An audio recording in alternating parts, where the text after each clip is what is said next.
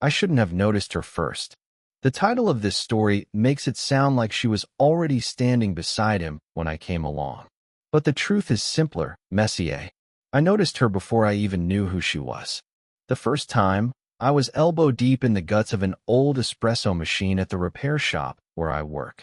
Tuesdays are usually quiet, just the hum of fluorescent lights, the smell of oil and dust, and the faint clatter of tools against metal trays. But that morning, the door opened and everything changed its rhythm. She stepped in like someone used to being seen, even though she looked as if she hoped no one would. Mid-40s, hair pulled back too quickly to hide the strands that refused to stay in place, jacket buttoned, but not quite all the way. Her eyes flicked across the room, searching for something, or maybe just for a place to land. "You fix coffee machines here?" she asked. Her voice carried a steadiness, but the way her fingers gripped the strap of her bag betrayed something less certain. I nodded, wiping grease from my hands onto a rag.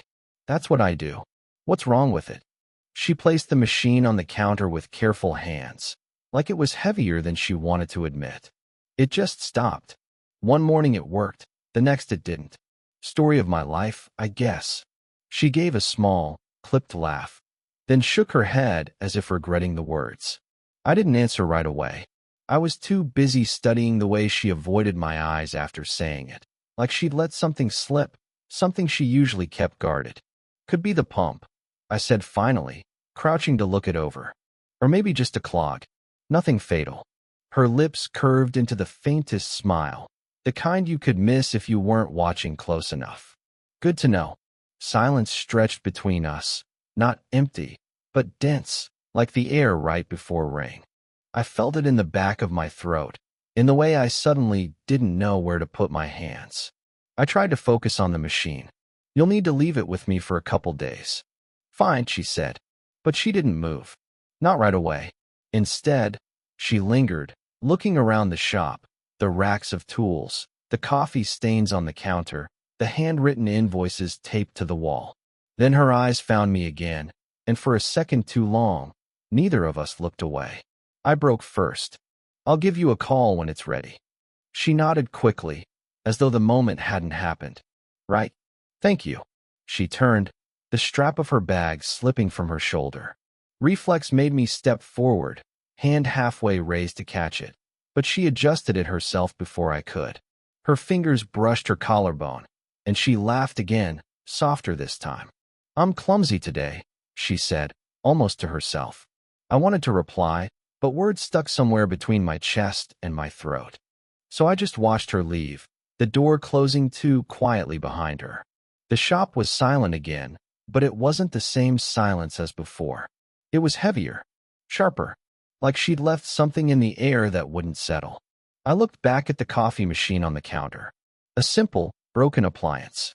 And yet, I couldn't stop thinking about the way she'd touched it, the way her voice had dipped when she mentioned her life stopping and starting like faulty wiring. It was just a repair job. That's all it should have been. But the truth is, I'm still standing in that silence, long after she's gone. The second time she came in, the shop was louder than usual, radios from the back, 2 phones ringing off the hook, and me juggling 3 half-finished repairs.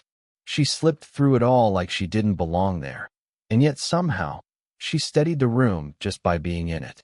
Her machine was ready, waiting on the counter. I'd cleaned it more than necessary, polished the chrome until it caught the light. A small, stupid detail no one else would care about. "You fixed it," she said, running her hand along the smooth edge. Her tone was casual, but I noticed the way her shoulders dropped, like relief had slipped through before she could stop it. "Good as new," I said. She hesitated, her fingers resting against the handle as though she wasn't sure if she should take it yet. "You must get tired of this. Machines breaking, people bringing you their messes." I smiled faintly. "That's the job." Her lips parted, as though she wanted to say more, but she pressed them together instead. Silence again. She stood there longer than most customers would, tracing a spot on the counter with her finger.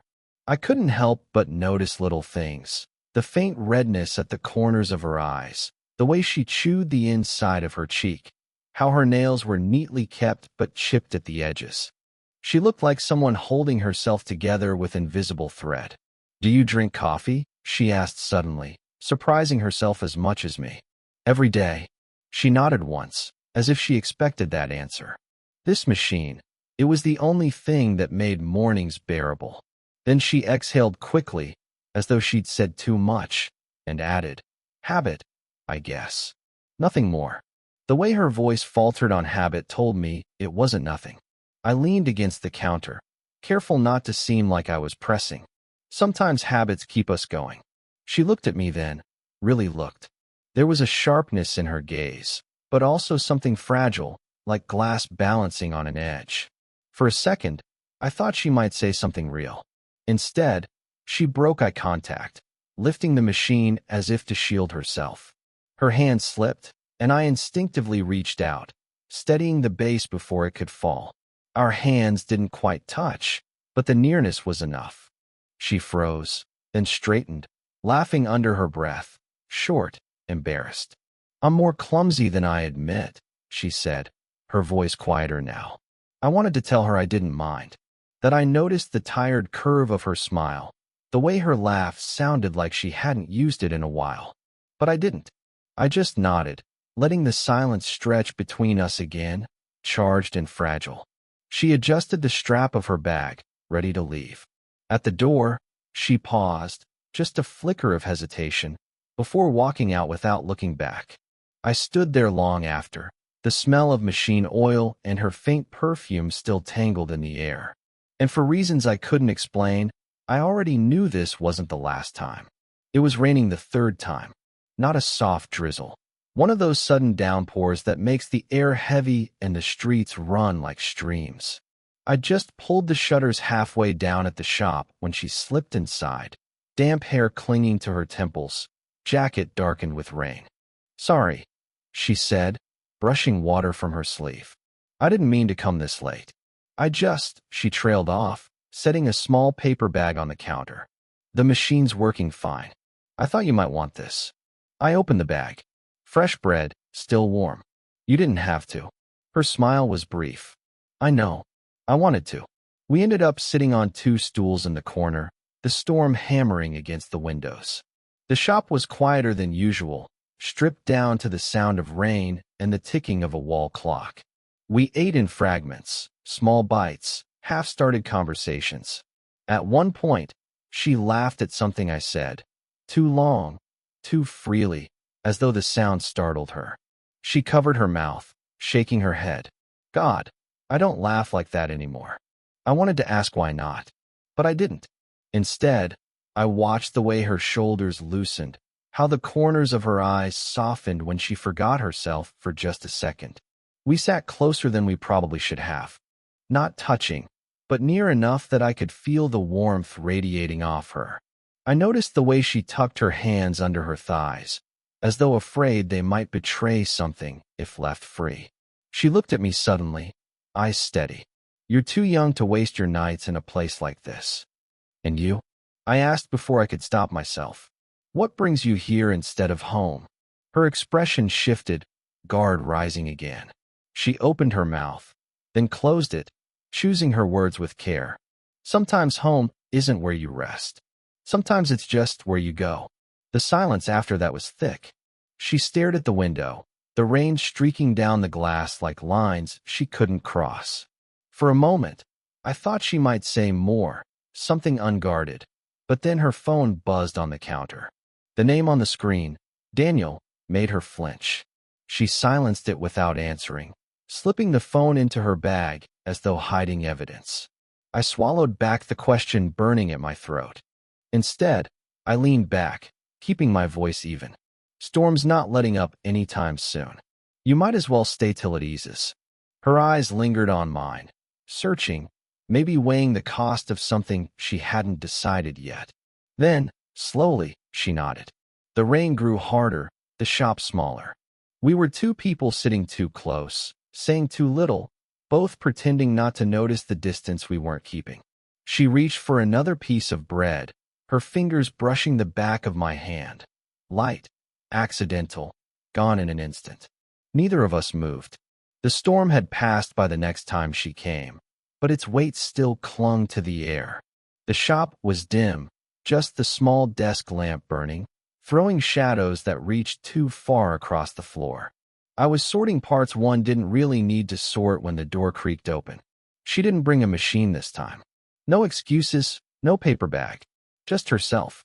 "You weren't answering the phone," she said quietly, as if she wasn't sure whether she should have come at all.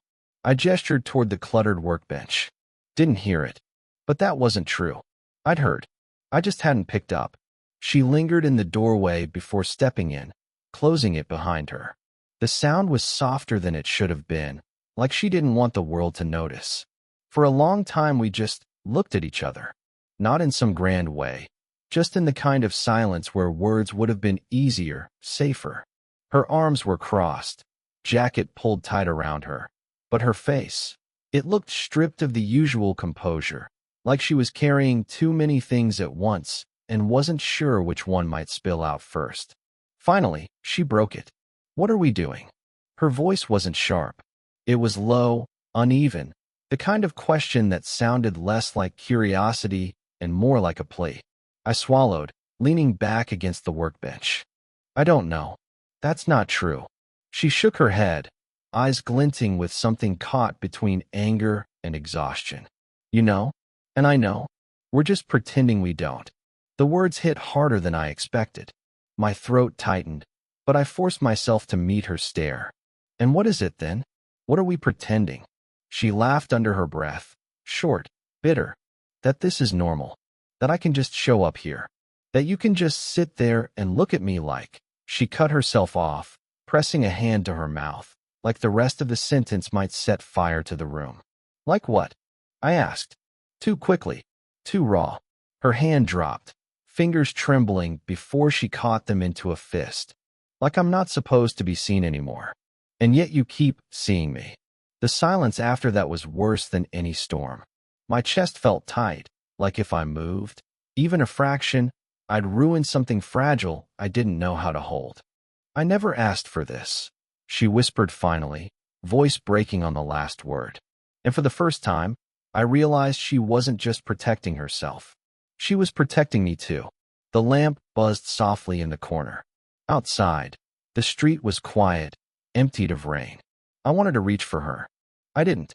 Instead, she turned toward the door, shoulders stiff, her voice almost too low to catch. "I can't let this become another mistake." I didn't expect to hear from her again so soon. After the way she left that night, I thought silence would stretch for weeks, maybe months. Instead, 3 days later, I found a voicemail waiting. Her voice was low, almost a whisper. "I shouldn't be calling, but I need to pick something up. I left it there. I'll come by tomorrow, if that's all right." She hadn't left anything. I knew it.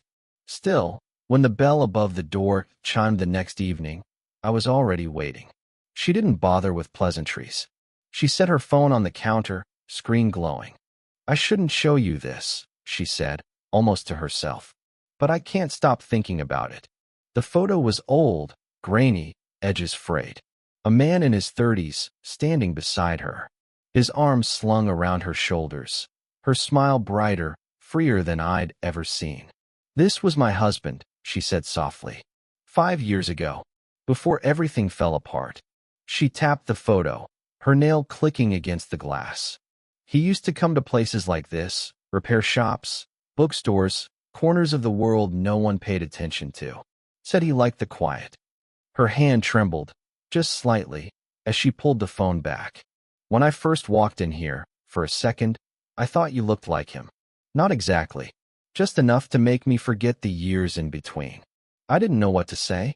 My throat tightened, words catching before they formed. She stared at the counter, refusing to meet my eyes. "I don't mean you remind me of him," she corrected quickly, almost desperate. "You don't. You're different. Too different. But sometimes when you look at me, it feels like being seen the way I was then. And that's," she stopped, shaking her head, voice unraveling. "That's dangerous." Her confession settled over the room like dust, impossible to brush away. I leaned forward, my palms flat on the counter.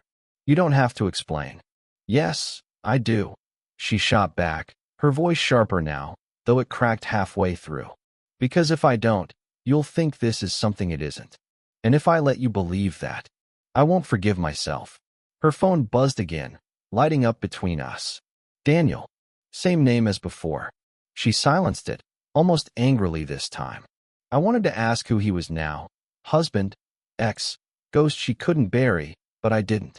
I just watched as she pressed the photo back to her chest, as though shielding it from me. Her eyes lifted, finally meeting mine. They were damp, raw, unguarded in a way I hadn't seen before. Don't look at me like that, she whispered. Like what? My voice was rougher than I intended. Like I'm still worth saving. The words cut deeper than silence ever could. The night she came back, it wasn't with a machine or a photo or an excuse.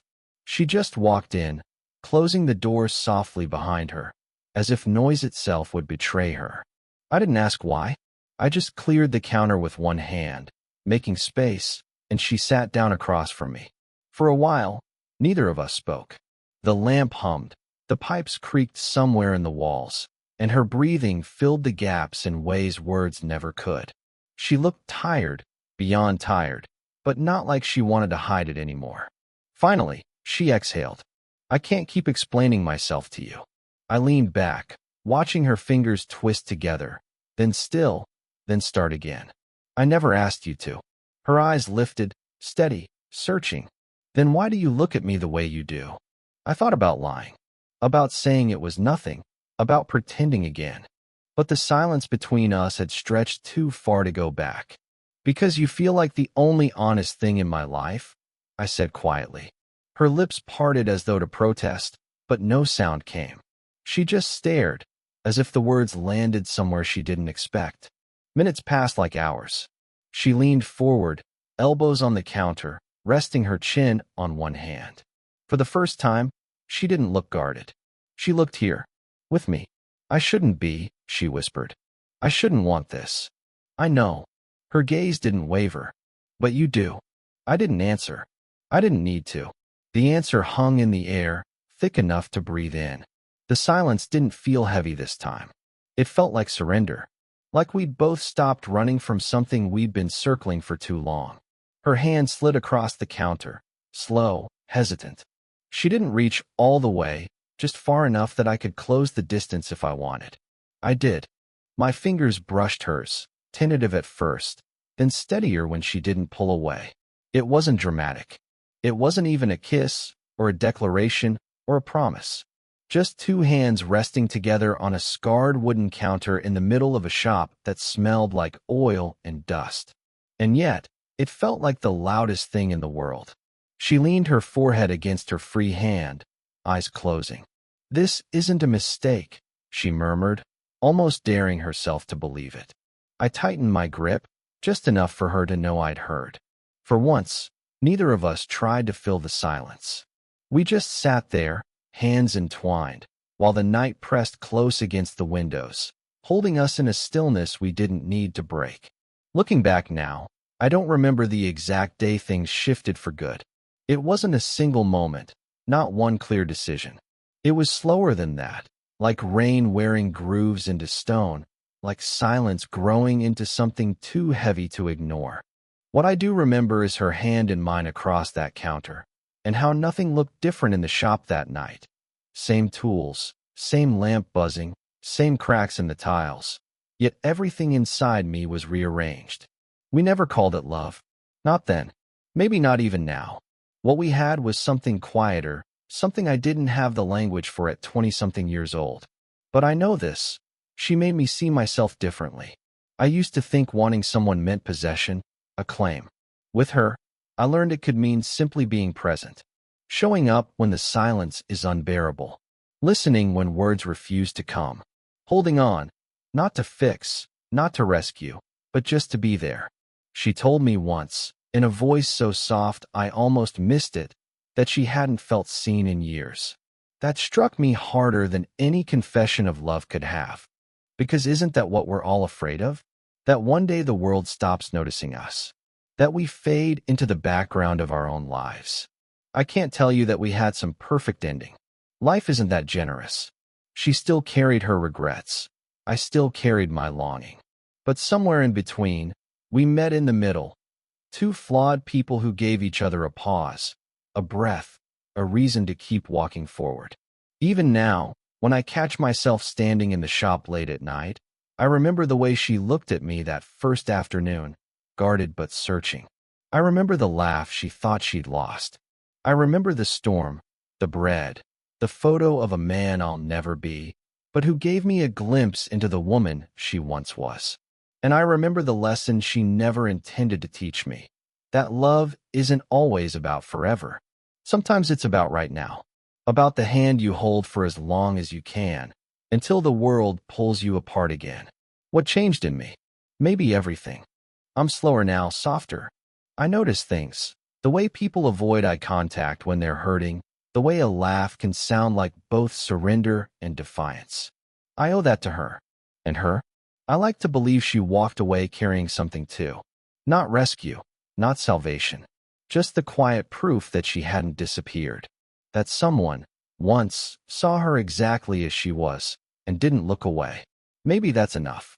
If this story made you feel something, let me know in the comments. Would you want more stories like this?